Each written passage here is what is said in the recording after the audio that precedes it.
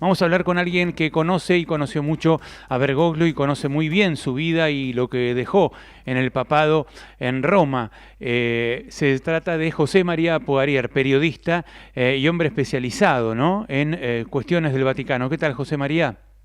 ¿Qué tal, Mariano? Acá estoy. Bueno, la noticia conmovió y conmocionó a todos a nivel mundial, ¿no? ¿Qué reflexión se te viene a la cabeza, ¿no? Después de la muerte y de la ida del Papa Francisco. Una noticia que nos conmueve a todos, pero te diría que nos toma con sorpresa a medias, porque después de la internación que tuvo en el Hospital Gemelli, todos sabíamos por los informes médicos y por trascendidos en Roma que la salud era muy precaria en este Papa, de manera Ujú. que, a ver, las opciones hubieran podido ser fundamentalmente que él aceptara todas las prescripciones médicas y entonces pudiera vivir un poco más, pero retirado de sus decisiones en el fondo, o que él muriera como en su estilo, como él vivió, o sea, eh, tomando las decisiones cuerpo a cuerpo, y me parece que esa salida que tuvo pública, desaconsejada ciertamente desde el punto de vista clínico, pero la decisión fue la de él, Ujú.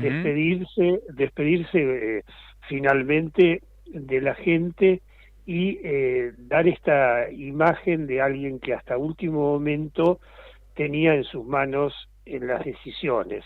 Ujú. Ahora, claro, estaba visiblemente deteriorado, quizás hasta en algún momento eh, un poco perdido, porque por el tema del oxígeno, con el tema de los pulmones que estaban fallando, pero de todas maneras creo que deja el legado a través de sus documentos, de sus encíclicas, Ujú. de sus largos, que al final fue un largo pontificado, ¿no? Todos pensábamos cuando asumió como pontífice que podía ser más corto, Ujú. incluso muchos pensábamos, bueno, llegado el momento, él podría renunciar como su predecesor Benedicto XVI, pero ciertamente no formaba parte de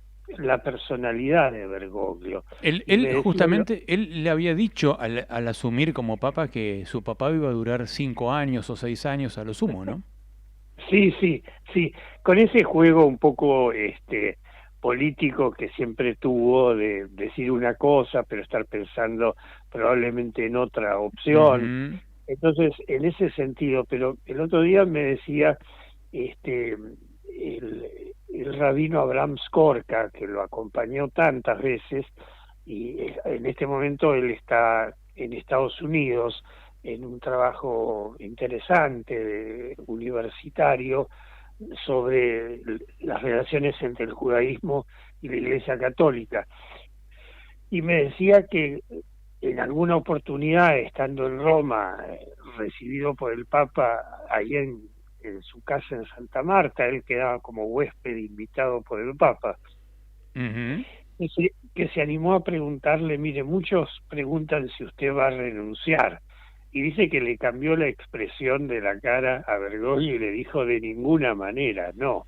Ujú. Y le dijo, es más, cuando yo muera, usted posiblemente lleve una de las eh, manijas del cajón, Ujú. como diciendo, yo eso lo manejo. Y bueno, Mira vos. evidentemente no estaba en su personalidad la idea de una renuncia, Decíamos recién y lo acá, teníamos. decíamos recién acá en la apertura de que detrás de una imagen de un papá que hizo una opción por la inclusión, por ser en el trato afable y en el trato personal accesible, había un hombre, una autoridad que ejercía de manera implacable la autoridad dentro de esa iglesia, ¿no?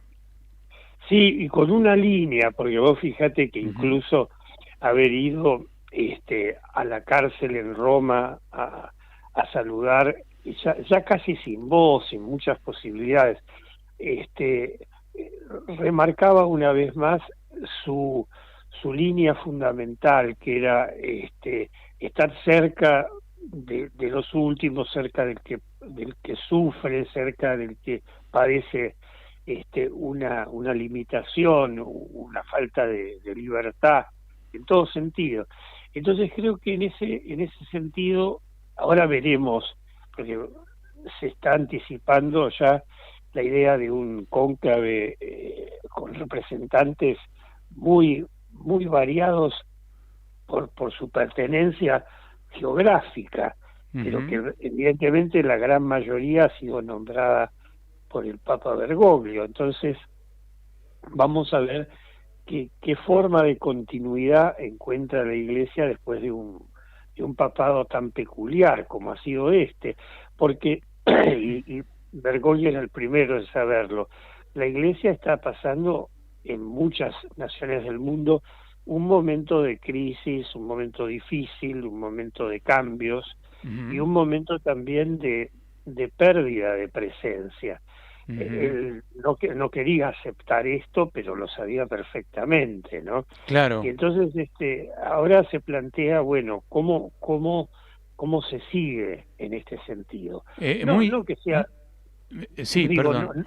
no es tan traumático porque la Iglesia desde hace 2000 años tiene que resolver estos problemas de permanencia y de cómo ver cómo seguir, Y ¿no? de Es continuidad, justo. claro. Me gustaría, obviamente, hablar del tema de cómo sigue, ¿no? Y quiénes son, a tu juicio, los candidatos que hoy empiezan a sonar, ¿no? Dentro del Vaticano como posibles sucesores. Pero antes que eso, me gustaría conocer de tu análisis, que conociste y seguiste muchísimo la vida vaticana como director de la revista Criterio y como periodista y como hombre de la Iglesia. ¿Cuáles son las características principales que dejó el Papa Francisco en estos 12 años de papado? ¿Cuáles son las principales herencias que deja? Bueno, seguramente esto va a ser ampliado y corregido en, en el tiempo, porque la dificultad de lo inmediato es que la perspectiva no se tiene, Ujú. pero ciertamente esa primera promesa que le hace a otro cardenal, a un cardenal de Brasil, cuando el cardenal le dice al Papa que acaba de ser elegido, no te olvides de los pobres, ¿no?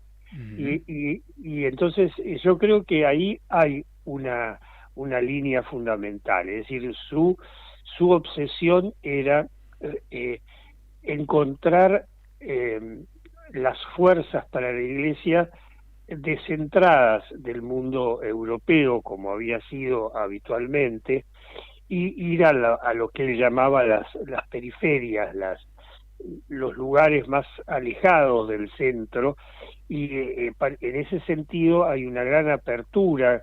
Es esa apertura que empieza en el fondo con Pablo VI, pero que se ha profundizado mucho en este Papa, que era ir a los continentes, ir al sur, ir al resto del mundo.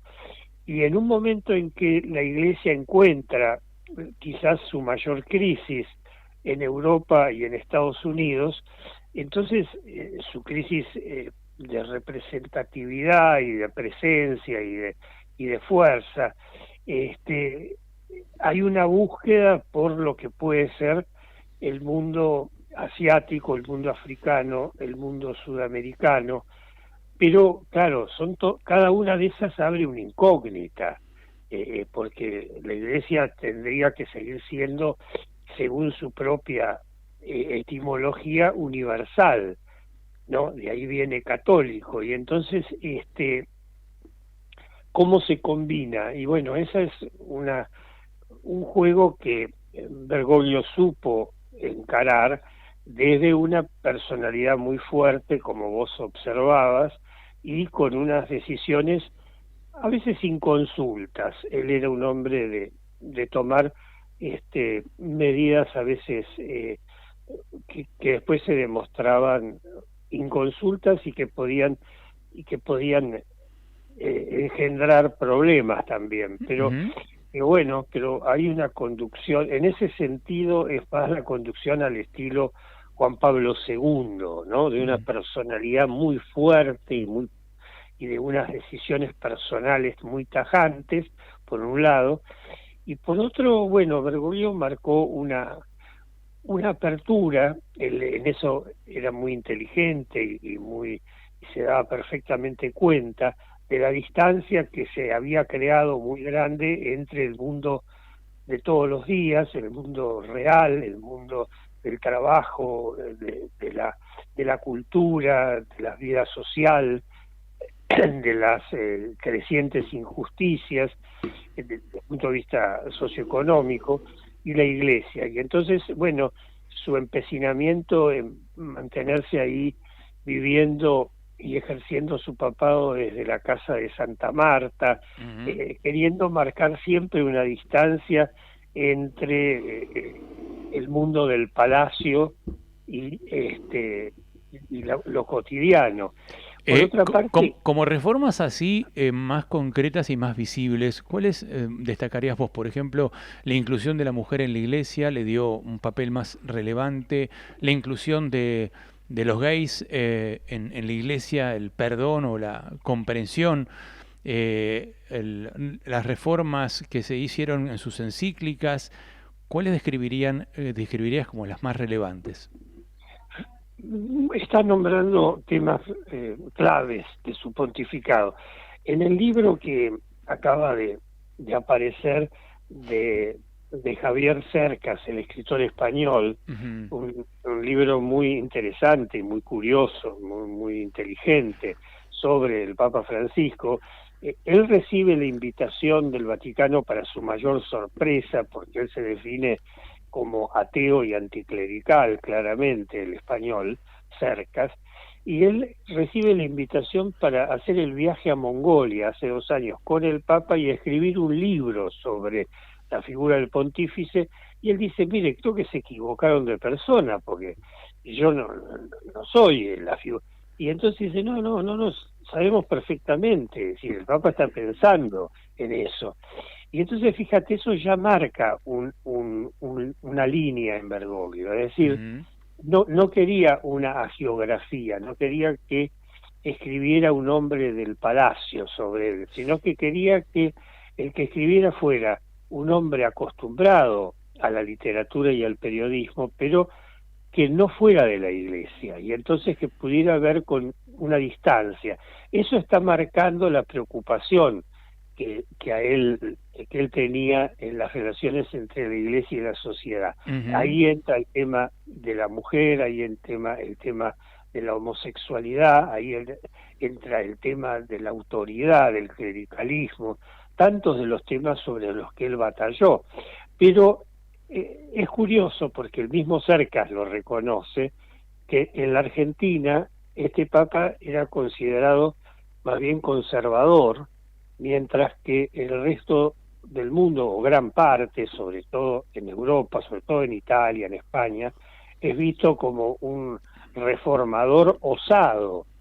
Ahora, Ujú. eso yo creo que responde más a la intuición política de Jorge Bergoglio que a su formación y a su estilo. Es decir, él era un hombre ortodoxo en la doctrina, pero que se da cuenta de las distancias que se han creado entre la vida de las personas y la iglesia, y que la iglesia va quedando aislada en eso. Por eso su insistencia en una iglesia en salida.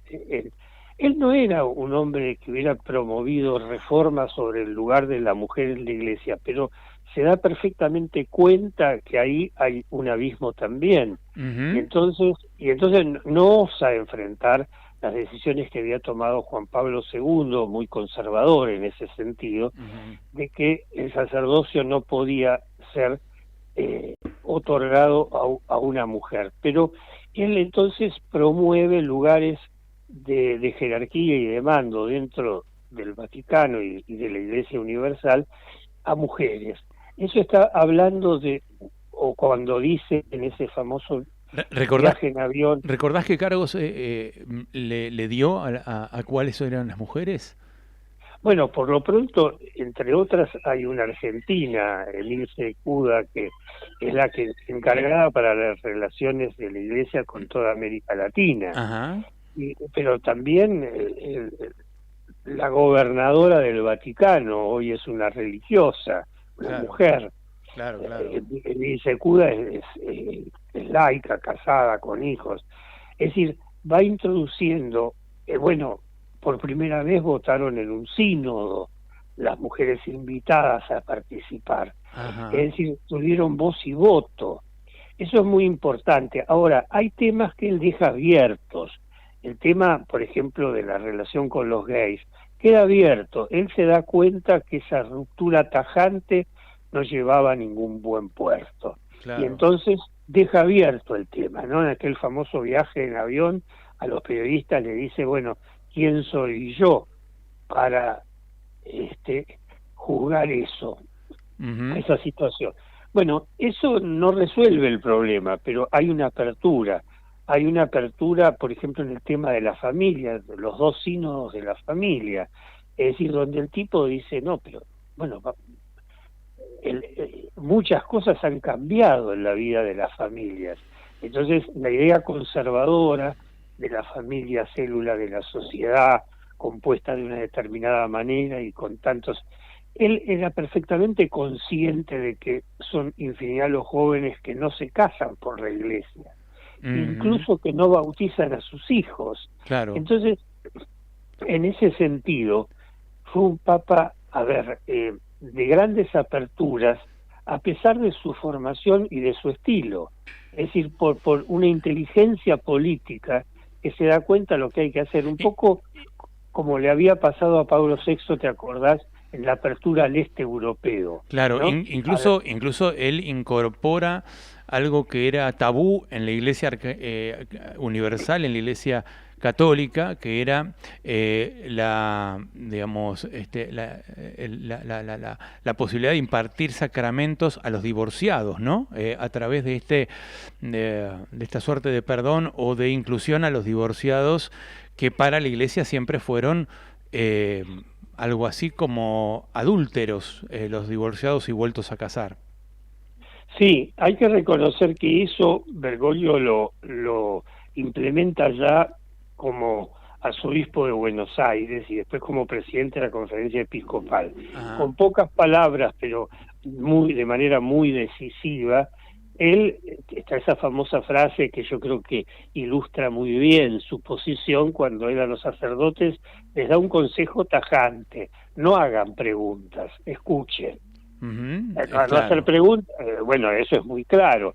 Entonces quiere decir, bueno, ustedes no están llamados a entrar en la conciencia de las personas. En ese sentido retoma lo de Pablo VI, el respeto profundo de la conciencia humana.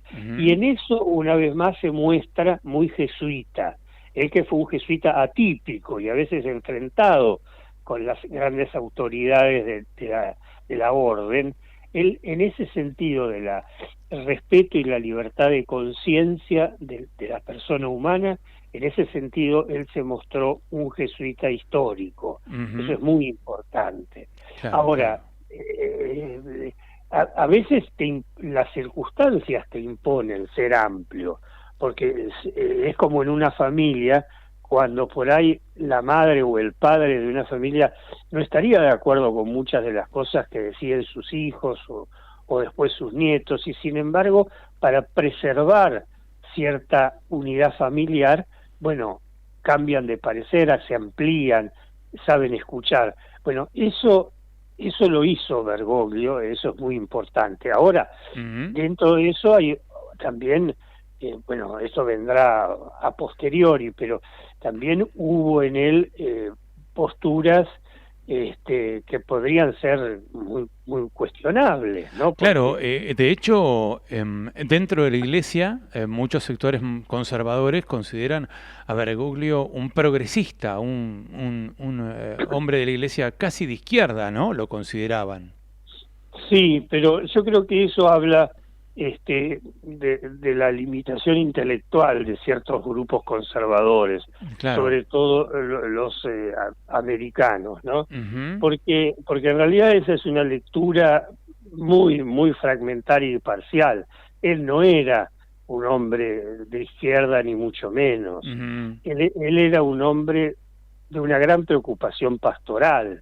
Claro. De hecho, por ejemplo, la Iglesia y en general el episcopado alemán es mucho más lúcido en eso. Dice, no, este es un conservador, este no se anima a los grandes cambios. En ese sentido, bueno, las tensiones deben ser enormes seguramente para un papa. Entonces tiene que tratar de preservar la unidad universal de la Iglesia en medio de tensiones muy fuertes. Pero, pero es así, o sea, por eso yo te decía en el libro de Javier Cercas que acaba de aparecer, Ujú. es muy interesante cuando él dice para la Argentina tiene una visión de la figura de Bergoglio y el resto del mundo, hasta donde puede, tiene otra. Incluso porque la preocupación política que instauró en la Argentina distancias y rupturas dentro de la Iglesia misma, por su marcado acercamiento al peronismo desde jóvenes y por distintas posturas, con una casi obsesión por la defensa de los marginados, etcétera.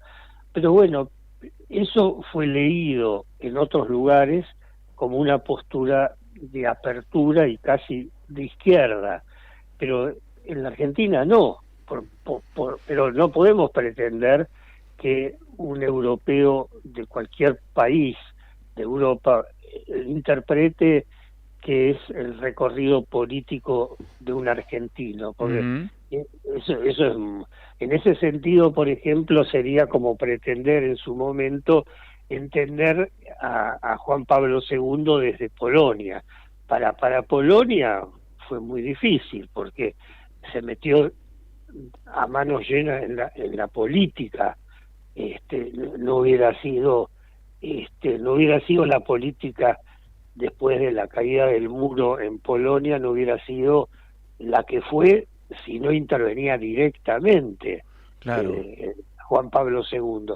Y bueno, ese intervencionismo estaba en Bergoglio. Bergoglio era un hombre con una afinidad política y con un deseo ferviente de incidir en ese campo muy marcado, todo lo contrario de un Ratzinger que era prescindente en ese fenómeno, ¿no? Ujú. Absolutamente. Bueno, acá en la Argentina, de hecho, tuvo una división o participó o fue parte de la grieta argentina entre peronistas y antiperonistas, ¿no? En donde muchas veces Exactamente. los no peronistas vieron a Bergoglio, contrariamente al Bergoglio arzobispo de Buenos Aires, que criticaba al gobierno peronista en aquel momento, de Néstor Kirchner, cuando asume como papa, se reconcilia a través de una gestión que hubo, según la información que tengo yo, entre Eduardo Valdés, Alicio Oliveira y Guillermo Moreno, que eran sus amigos, se reconcilia con el kirchnerismo y pasa a tener señales de amistad con el kirchnerismo y con el peronismo gobernante, y eso enojó mucho a los sectores más conservadores, políticamente hablando en la Argentina. Es verdad, es verdad. Por otra parte, de ahí tenés también otro aspecto tan cuestionable de la figura de Bergoglio, ¿no? Su amistad con Valdés o con Moreno, bueno, yo no la pondría nunca de ejemplo de nada, pero sin embargo, él estuvo atento a eso. Fíjate que, como bien observás vos, Mariano, el Papa con el gobierno kirchnerista al principio y sobre todo con la figura de Néstor, había un enfrentamiento, porque él, en todo caso, representaba un peronismo más de derecha y entendía una desviación lo que representaban los Kirchner, Ujú. que actuaban como si fueran de izquierda, ¿no? Porque también los equívocos en la política argentina son manifiestos. Ujú. Pero lo que voy es, y después la reconciliación con Cristina, cuando Cristina le llega la noticia de que había sido elegido Bergoglio como papa, no sabía qué decir, estaba descolocada completamente y molesta. Y sin embargo, poco tiempo después, bueno, esos encuentros un poco teatrales, un poco televisivos, donde parecía que charlaban de todo y habían sido grandes amigos. Bueno, eso no podemos pretender que lo entienda alguien fuera del ámbito estrictamente argentino o del Río de la Plata, porque los Ujú. uruguayos el tema lo entienden muy bien. Eh, Otro muy amigo del peronismo del Papa Francisco era Daniel Scioli, y claro, pero allegados a fíjate, Scioli que tenían relación directa con el Papa, ¿no? Igual que Moreno, que lo iba a ver. Moreno cruzaba a la Plaza de Mayo, iba a verlo al arzobispado, porque en realidad Moreno es la pareja de Marta Cascales, que era la amiga de Bergoglio. Marta Cascales y claro, su antiguo marido, ¿no? claro, claro. Por eso que acá es un poco una telenovela, pero Ujú. por eso me decía una vez un importante figura política argentina, me decía, bueno, en el fondo, por la sacristía de la catedral, para verlo a Victorio, ha pasado todo el espectro político, porque en realidad, eh, si algo le interesaba dentro de la política argentina, era un trato con mucha gente. Ahora, estuvo más cerca de Duhalde que no de los Ujú. Kirchner, Claro. y sin embargo, bueno, eh, Scioli como es absolutamente imposible de catalogarlo, eh, bueno, puede decir, bueno, lo recibió, Ujú. pero después recibió a figuras que tenían un rumbo, y siempre ese peronismo filo nacionalista, un peronismo muy curioso en su color, ¿no? Ahora, por otra parte, Bergoglio, frente a ciertos reclamos sociales y de derechos humanos, fue muy amplio. Así es. Pepe, contame cómo ves vos el futuro inmediato. Es decir, hoy si vos hicieras un análisis, ¿quiénes te parece que son los candidatos para suceder a Bergoglio ya cuando en pocos días haya un cónclave de cardenales? Bueno, mira, hay un dicho que se ha demostrado cierto muchas veces, que el que entra como papa a un cónclave, si el que cree que lo va a hacer, sale después como cardenal, como lo que era, Claro, porque el cónclave siempre da una sorpresa. Es claro. decir, nadie imaginaba que Bergoglio iba a ser papa en el último cónclave y salió. Es decir, porque ahí hay una cantidad de elementos a tener en juicio. Hoy, como figuras que están ocupando un espacio de interés, está el secretario de Estado, Parolin, Ujú. italiano, un tipo muy interesante, Pietro muy Parolin, el interesante. secretario de Estado. Mirá, mirá, interesante. Claro, él había sido nuncio en Caracas, en la Venezuela de Maduro y Ujú. bueno, también de Chávez al principio. O sea que había sufrido mucho el problema de Venezuela Ujú. y era considerado un enemigo del gobierno. Pero él es un tipo de una gran experiencia internacional, muy formado y en quien Bergoglio siempre depositó mucha confianza. Es una figura, bueno, es el que recibió al vicepresidente de Estados Unidos ahora. Eh, Después está el arzobispo de Manila, un filipino, todavía joven para ser cardenal, y que está muy tenido en cuenta porque hubo muchos gestos de parte de Bergoglio y de parte del centro del Vaticano de favores para con él, una persona muy amplia, muy pastoral. Está también el actual arzobispo de Bolonia, un italiano, que fue párroco en Roma, en una parroquia muy popular, en Santa María in Trastevere, Claro. y un hombre que se ocupaba muchísimo de la gente de la calle, de los más. Él está muy relacionado con la comunidad de San Egidio.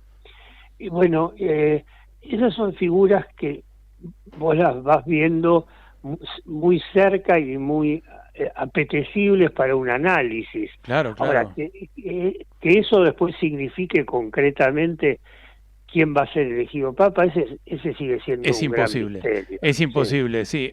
Bueno, de hecho, Bergoglio se fue acá sin que nadie supiera que podía ser papa, o pocos lo claro, sabían, y un día nos sorprendimos en marzo del 2013, una tarde, que el papa era argentino, ¿no? Así sí. que realmente sí, es imposible de predecir.